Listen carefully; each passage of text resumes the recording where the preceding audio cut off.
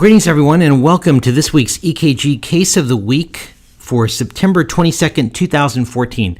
I have to admit, I am suffering from some serious jet lag right now. Literally, just a few hours ago, I got off an airplane, just returning from the Mediterranean EKG Cruise Conference that we conducted. It was sponsored by Florida Emergency Physicians.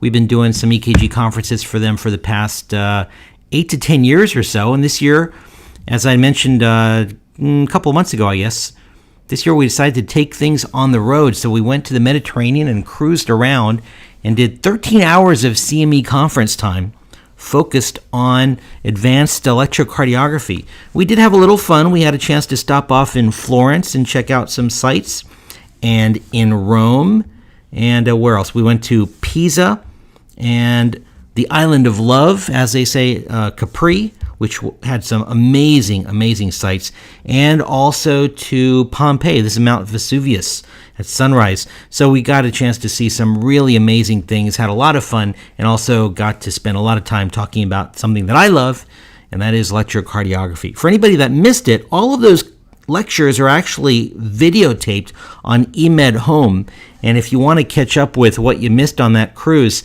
you can go to www.emedhome.com and check out the premier ECG workshop, and it is 10 CME credits for about 8 hours of video time. And yes, that is just a shameless plug for this particular conference, or for this particular online CME product. Anyway, let's get on to this week's EKG Case of the Week. This was actually sent to me this past week while I was on the ship, and it also went around Twitter just a bit, although there wasn't a lot of discussion on Twitter, which is great because we have a chance to discuss the case now. And this case was sent all the way from Qatar, and I think this is the first case I've gotten from that country. It was sent by an emergency medicine specialist, medical toxicologist, Dr. Jalal Al-Esai, and I hope I'm getting your name right, but thank you, Jalal, for sending this particular case. And I don't know if Jalal was taking care of this patient or perhaps a colleague was, but it was a 57-year-old woman whose main issue is a history of metastatic lung cancer, and this woman is on chemotherapy for the lung cancer, although hasn't had chemotherapy in a week or two. Vitals were stable, and she was complaining of some palpitations on and off. I don't know if there was palpitations at the time of the EKG. Maybe not. But here's the 12-lead EKG. And at first glance, you kind of look at this and say, well, there's an obvious reason for the palpitations, right? I mean, she is in, well, let me change the color of that. She's in polymorphic VTAC. Kind of looks like torsade. Now, technically, we don't call it torsade unless we're pretty sure there's a prolonged QT, right? So just to recap, remember, torsade de pointe, as the French say, although they have a better pronunciation than I do. But torsade is a type of polymorphic VTAC, which is associated with the prolonged QT. So I'm just going to call this polymorphic VTAC and not call it torsade because I don't know what the QT is. But anyway, bottom line is this is an ugly-looking rhythm, and this can account for palpitations. Although I did say that her vitals were stable. That's a bit odd, given this EKG. And the other interesting thing about this 12-lead is, looking at lead 3, there's a pretty normal QRS and there also. And in fact, looking down the strip, it kind of looks like there's a normal complex there and maybe there and there and there. And then the other interesting thing that you'll notice is that lead 3 looks pretty good, and yet lead 2 and lead 1 in that area show what appears to be the polymorphic VTAC. Now recall that the 3 strips here are all run simultaneously. So whenever you see a complex here, that corresponds to this area, and that complex corresponds to that, and this corresponds to that. And it doesn't make sense at all why a patient would be in polymorphic VTAC in lead 1 and lead 2, but not in lead 3 also, right? That doesn't make sense. Maybe this is just artifact. Well, how do you know? Well, we've identified some normal complexes here. So let's just map that out. Let's see if there's normal complexes that actually march all the way through this ugliness, right? Well, if you get your calipers and you march this out, it actually marches out very, very regularly into all of these other suspicious looking complexes as well.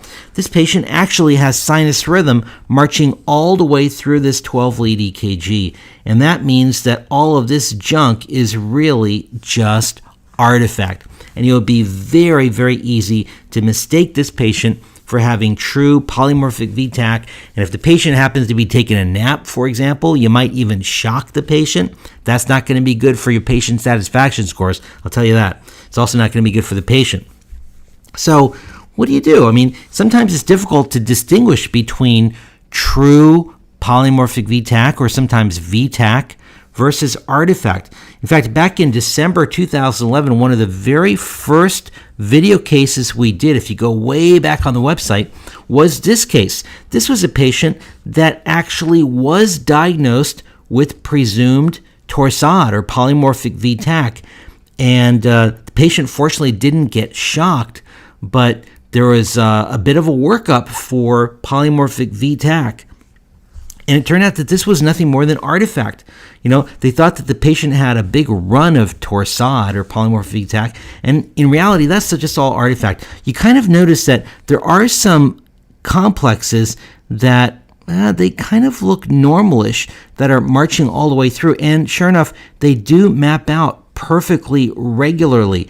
If this were polymorphic VTAC, you shouldn't have any complexes like that marching out. And over here where it normalizes, this maps out perfectly. Get your calipers if you don't believe me. It maps out perfectly with everything else. And that means this patient has sinus rhythm marching all the way through this strip, and there's no way you can have sinus rhythm superimposed on top of polymorphic VTAC. That means the polymorphic VTAC is not polymorphic VTAC. It's just plain old artifact, and that's exactly what's going on here with this case as well. So be careful about this. This is not an uncommon thing. There are many cases where patients with artifact are mistakenly diagnosed as having VTAC or polymorphic VTAC or torsade. I've seen 2 cases where patients actually got admitted and worked up for VTAC, and it turned out that it was just plain old artifact that was misread. In fact, this is such a it's not something that you see every day, but it's not uncommon at all. It's common enough that in one of my favorite journals, the Journal of Electrocardiography, they actually have a regular series of image self-tests where some of the editors will put artifact cases in there and teach you about how to recognize artifact, because so often it is misdiagnosed as torsade or polymorphic VTAC or VTAC. Let's take a look at true torsade. This was sent by Dr. Bob Hoffman, who is the director of the New York City Poison Center at Bellevue Hospital. This is probably the most famous poison center in the entire world, and Bob Hoffman is one of the most well-known toxicologists in the world. And by the way, just a fantastic person. I've got a chance to know him as a friend over the years, and he is incredibly smart and incredibly funny and a fantastic teacher. Anyway, he sent this case to me just a few months ago. This was a Seroquel overdose. Seroquel is better known or probably not as well known.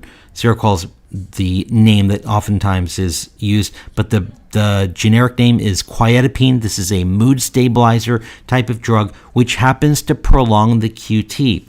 And this patient, after the overdose, went into what appears to be torsade. Now, actually, when Bob first sent this case to me, I was looking at some of these complexes thinking, well, maybe this is another case of artifact that was missed.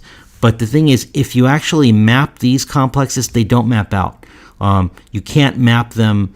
If you try to map it out, use your calipers. If you don't believe me, it won't map out. And then on top of that, the ugliness, the torsade appearance, that's a real word, by the way, the torsade appearance exists in all of the leads when you look up and down. So it's not just, for example, in lead 1 and 2 and then missing in 3. It's in all of the leads. and you're not able to map out a regular rhythm. This is actually torsade by the Seroquel overdose. This case was sent by Dr. Mel Herbert. Many of you know Mel. He is the person who created and runs EM Rap, which is a fantastic podcast. He also runs the Essentials Conference in Las Vegas every year. Once again, fantastic conference. And his company, by the way, I'll put a plug in for him, www.hippoem.com. He has a company called Hippo Emergency Medicine, and that is kind of the umbrella organization that oversees EM Rap and Essentials and a bunch of other educational products. Go to that website, check it out. There's a lot of great learning there. Anyway, I don't know the clinical scenario behind this case, but this patient sure as heck has another example of polymorphic VTAC, and there's no artifact here. You cannot map any sinus rhythm through this even if you look very carefully. There's nothing that maps through this. Whereas, again, you look back at the case that we started with, you can definitely see these complexes that march out all the way through and so on. So anyway, it was kind of an interesting case and an important case, because the last thing that you want to do is to over-treat somebody that just has artifact. By the way, if you ever want to play a kind of a funny joke on some of your nurses or colleagues, just go in the room of one of your patients, wait till they're asleep, and then take one of their leads off. When they're on the monitor, take one of their chest leads off and just slowly shake it in the air. And you will induce that same type of pattern. You will induce torsade type pattern. All the bells and alarms will start going off. People will come running into the room with a crash cart. And, I think it's kind of funny. Maybe you won't. Anyway, be on the lookout for artifact. When you see what looks like polymorphic VTAC or VTAC, the first thing you always do is look at the patient. Do a quick assessment of the patient. If the patient's just chilling, just laying there watching TV, if the patient's fine, chances are it's not polymorphic VTAC, because the patient is not going to look fine. They're not going to be stable with polymorphic VTAC. If they're unstable, don't hesitate. Just go right to shock them or treat them accordingly. So don't spend a lot of time looking over the 12 lead and looking for artifact or things that map out if the patient's unstable. But if the patient's stable, take the extra 5 or 10 seconds to really scrutinize that 12 lead and see if there are normal looking complexes that do map regularly across the rhythm. And if it is, then you're probably just dealing with artifact. Artifact is not uncommon. Again, it is something that gets misdiagnosed often, and this is one of those things that you've got to know how to distinguish from the true malignant dysrhythmia. So anyway, that was kind of a fun case. Short case, but fun case, and a very important case. My thanks once again to Jalal for sending this case to us and sharing it with the world. And I hope that was helpful to all of you. Until next week, everyone, take care.